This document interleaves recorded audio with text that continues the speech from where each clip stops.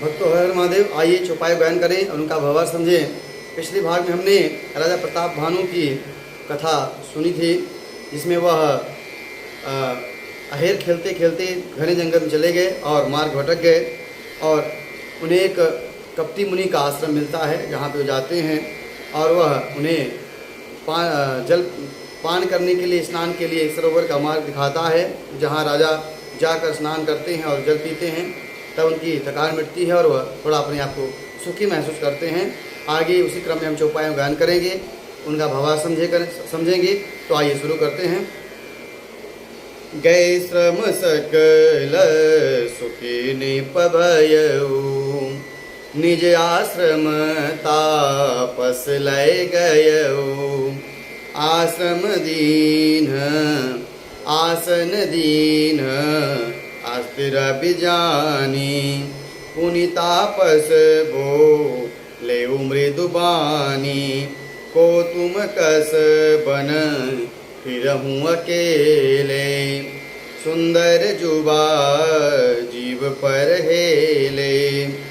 चक्रवर्ती के लक्षण तोरे, देखत दया लागे अति मोरे।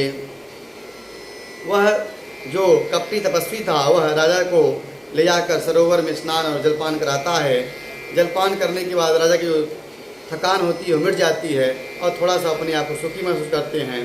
तब वह जो कपटी राजा था, कपटी तपस्वी था, वह राजा को आश्रम में ले जाता है और जब समझ लेता है कि सूर्यास्त हो चुका है तो राजा को बैठने के लिए आसन देता है और इसके बाद वह मीठे वचन से बोलता है कि तुम कौन हो और कहाँ से आए हो और इस जंगल में अकेले क्यों घूम रहे हो? क्या तुम्हें अपनी जान की परवाह नहीं है? और तुम्हें देखकर यह जान पड़ता है कि तुम कोई चक्रवर्ती राजा हो। ऐसे तुम्हारे वेशभूषा से ऐसे लक्षण प्रतीत हो रहे हैं। ऐसा वह कपटी तपस्वी बोला। नाम प्रताप भानु अवनीसा, तासु सचिव मैं सुनहु मुनीषा। फिरत अहेरे परे भुलाई, बड़े भाग्य दे के उपत आई। राजा ने कहा, हे मुनीश्वर, प्रताप भानु नाम का एक राजा है, मैं उनका मंत्री हूँ। शिकार के लिए फिरते हुए राह भूल गया हूँ। बड़े भाग्य से आकर मैंने आपका यहाँ पर दर्शन किया। हम कह दुर्लभ दर्श तुम्हारा, जानत हो कछु भल हो निहारा। कह मुनि तात भयऊँ अधियारा, जो जन सतरी नगर तुम्हारा। राजा ने कहा कि आपका जो दर्शन है काफ़ी दुर्लभ था, इससे जान पड़ता है कि कुछ भला होने वाला है। मुनि ने कहा कि हे तात, अंधेरा हो गया है और यहाँ से जो तुम्हारा राज घराना है, वह राज है, वह 70 योजन पर है। निशा घोर गंभीर बर पथ न सुनहूँ सुजान, बसहूँ आज अस जानी तुम जाते हो बिहान। तब उस कपटी मंत्री ने कहा कि हे सुजान सुनो, रात घोर अंधेरी हो गई है, घना जंगल है, रास्ता नहीं है। ऐसा समझकर तुम आज यहीं ठहर जाओ, यहीं विश्राम करो और सवेरा होते ही चले जाना। तुलसी जसी भव्यता तैसी मिलई सहाई, आपनु आवई ताहि पही ताहि तहाँ ले जाई। बाबा कहते हैं कि जैसी भव्यता होती है, जैसा होने वाला होता है, वैसे ही सहायता मिल जाती है और आप अनायास ही उस जगह पे पहुंच जाते हैं जहां पर जो घटना घटने वाली होती है। भले ही नाथ आय सुधरि सीसा, बाधि तुरग तरु बैठ महिषा। निप बहु भांति प्रशंस्यउ ताहि, चरण बंदी निज भाग्य सराही। तब राजा ने कहा कि मुनीश्वर, आप जैसा कह रहे हैं ठीक ही कह रहे हैं, ऐसा ही करते हैं। और राजा अपने घोड़े को वहीं पर बांध देते हैं और जाकर उस कपटी मुनि के आश्रम के पास, कपटी मुनि के पास बैठ जाते हैं। और राजा उस कपटी मुनि की बहुत प्रकार से प्रशंसा करते हैं और अपने उसके चरण की वंदना करते हुए अपने भाग्य की सराहना करते हैं कि बड़े भाग्य से आपका दर्शन हुआ। और आपके राजा कहने का मतलब था कि आपके दर्शन के निमित्त ही शायद मैं मार्ग भटका, और अपने भाग्य की सराहना करते थे। पुनि बोले मृदु गिरा सुहाई, जानी पिता प्रभु करऊँ ठिठाई, मोहि मुनीस सुत सेवक जानी, नाथ नाम निज कहूँ बखानी।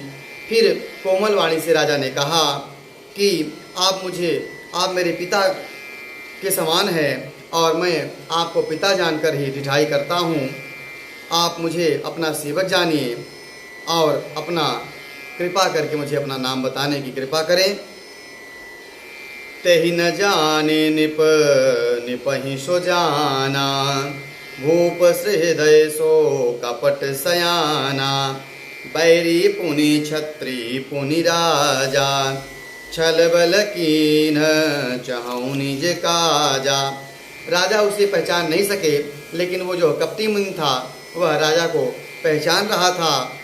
भूप राजा को जो हृदय था वह दयावान था, सरल था, लेकिन उसके मन में कपट भरा हुआ था। एक तो बैरी, फिर जाति का छत्री, फिर राजा। वह छल बल से अपना काम बनाना चाहता था, जो वहाँ कपटी मुनि का वेश बनाकर बैठा था। समुझिराज सुख दुखित अराती, अवा अर अनल इव सुल गई छाती, सरल बचन निप के सुनि काना, बयर सवारी हृदय हर्षाना। वह शत्रु अपने राजसुख को समझ के दुखी था। उसकी छाती आवे की आग की तरह सुलग रही थी।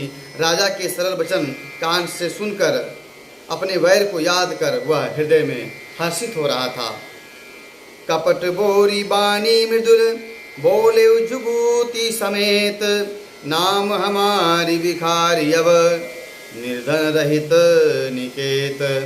वह कपट से डुबोकर बड़ी युक्ति के साथ कोमल वाणी से बोला, अब हमारा नाम भिखारी है, क्योंकि हम अब निर्धन और अनिकेत हैं, घर द्वार वार विहीन हैं। ऐसा उस कपटी मुनि ने कहा। कह निपजेवी ज्ञान निधाना, तुम सारिखे गलित अभिमाना, सदा रहीं अपनों पदुराए, सब विध कुशल कुबेश बनाए।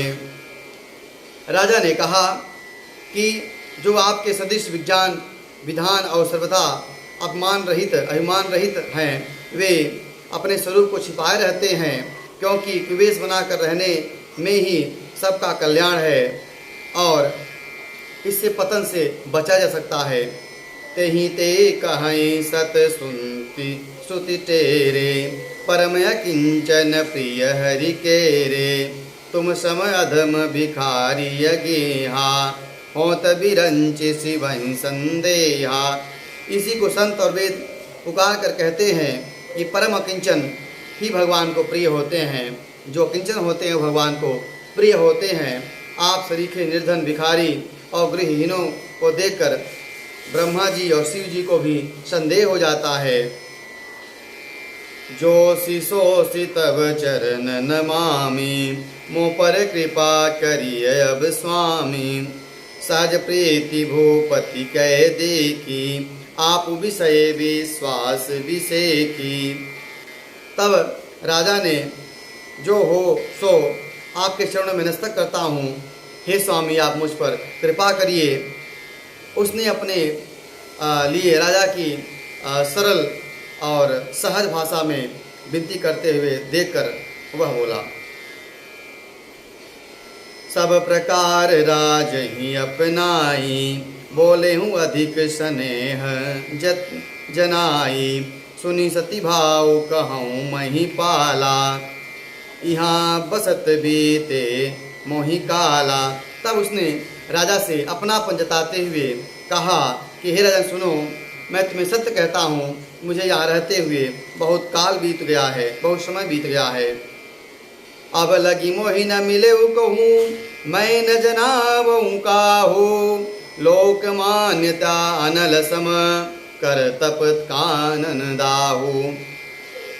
अब तक न तो कोई मुझे मिला है, न मुझे कोई जानता है। अपने को किसी पर प्रकट करता हूँ, न ही मैं अपने को किसी पर प्रकट करता हूँ, क्योंकि लोक में प्रतिष्ठा अग्नि के समान है, जो तप रूपी वन को भस्म कर देती है।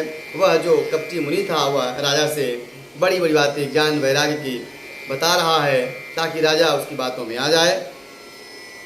तुलसी देखी सुबेसु, भूल ही मूढ़ न चतुर नर। सुंदर के किहि पेखु, बचन सुधा सम आसन अहि। तुलसीदास जी कहते हैं, सुंदर वेश देखकर मूढ़ नहीं, चतुर मनुष्य भी धोखा खा जाते हैं। सुंदर मोर को उसका वचन तो अमृत के समान है, पर आहार जो है वह सांप का होता है, ऐसा बाबा कहते हैं। आगे हम इस कथा को अगले भाग में कहेंगे। आज कथा यहीं विश्राम करते हैं। हर हर